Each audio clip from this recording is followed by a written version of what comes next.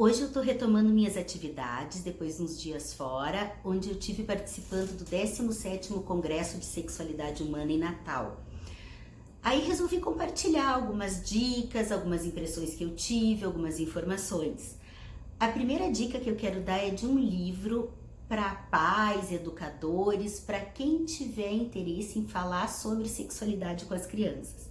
Eu sei que é um assunto difícil, muita gente me pergunta como falar, o que fazer. Claro, a primeira regra básica geral é: a gente responde primeiro com uma pergunta. Onde tu ouviu isso? Da onde surgiu, né? E aí a gente responde até onde a criança está apta e disposta a saber. Mas para quem quer as dicas mais práticas, eu conheci uma ginecologista muito engajada nas questões de ensino sexual, e depois que nós fizemos amizade é que eu fui descobrir que ela tinha escrito o livro que chama-se Mamãe, o que é sexo? O livro é esse aqui. É um livro muito gostoso, ai tá com reflexo. É um livro muito gostoso de ler, de linguagem acessível, linguagem fácil, e não é para profissionais da área. É para todo mundo que tem interesse em ter algumas dicas de como falar com as crianças sobre sexo. Outras impressões que eu tive, eu participei, assisti uma mesa com uma mãe, psicóloga, mãe de um menino homoafetivo, hoje ele já é um homem, e ela contou a trajetória dela como mãe, de como lidou, as percepções que ela tinha, o como é difícil, porque quando a gente fala em homoafetividade, primeiro que é homoafetividade, isso eu friso sempre, porque não se trata só do sexo, trata-se da orientação afetiva da pessoa também. Mas enfim, foi muito bonita a mesa dela, a exposição dela, em que ela contou o processo do próprio filho, da sua descoberta, o que ela mesma como mãe já enxergava no menino, mas o quanto foi difícil para ele aceitar, poder assumir quem ele era de fato, e a mudança que teve na vida deste menino quando ele pôde olhar no próprio espelho e reconhecer as características dele, aceitar quem ele era, ver que a família também o acolhia, e como isso influenciou e que desabrochar na vida que esse menino teve, do menino fechado, do menino sem amigos, que ficava no quarto só comendo. Quando ele parou de fugir de quem ele era, como ele desabrochou e pôde ser um menino hoje cheio de amigos e amigas, funcionando plenamente em estudos, trabalho, enfim, foi muito bonito. Outro tema que eu achei muito interessante, eu ouvi falar bastante nos mesas de urologistas, sobre as questões de medicação para transtorno erétil, disfunção erétil.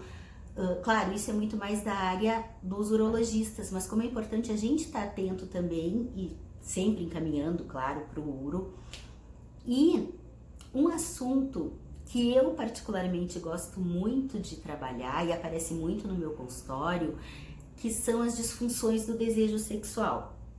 Eu vi uma mesa em especial sobre o hipodesejo sexual feminino, era aquela exclusiva, e chamou muito atenção uma parte da abordagem que fechou muito com a forma como eu trabalho. Então, para mim foi uma grata confirmação da minha visão quando a palestrante falou, né, que isso eu falo muito, seja em palestra, seja aqui no consultório, que cada um de nós tem o seu próprio drive sexual, que alguns de nós temos o drive mais elevado, ou seja, mais desejo sexual, outro menos, e esse descompasso no casal é que muitas vezes atrapalha as relações. Mas o que chamou a atenção foi a parte que não é só o drive individual, mas aí vem o relacional, que algumas pessoas que são julgadas como alguém de baixo desejo sexual, ou às vezes até tem quase que parece uma aversão sexual, e que às vezes não, o problema não está na sexualidade individual, mas essa pessoa pode ter desejo sexual, imaginação sexual, fantasia em outras áreas ou com outros, mesmo que não atue, mas com outras pessoas, mas naquela relação o desejo daquela pessoa pode estar abafado. E aí leva a pensar o quanto é importante sempre a gente estar atento à questão que a sexualidade nunca é isolada, ela sempre tem que estar contextualizada, como em tudo que a gente trabalha no consultório. E não adianta a gente querer estigmatizar ninguém.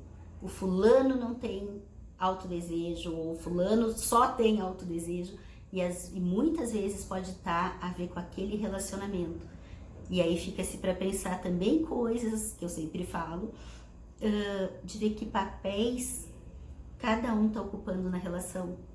Porque às vezes, como eu seguido cito, estou ocupando papéis de amigos, de irmãozinhos, ou de homem e mulher, ou só são os pais e mães, e acaba abafando o desejo sexual naquele casal.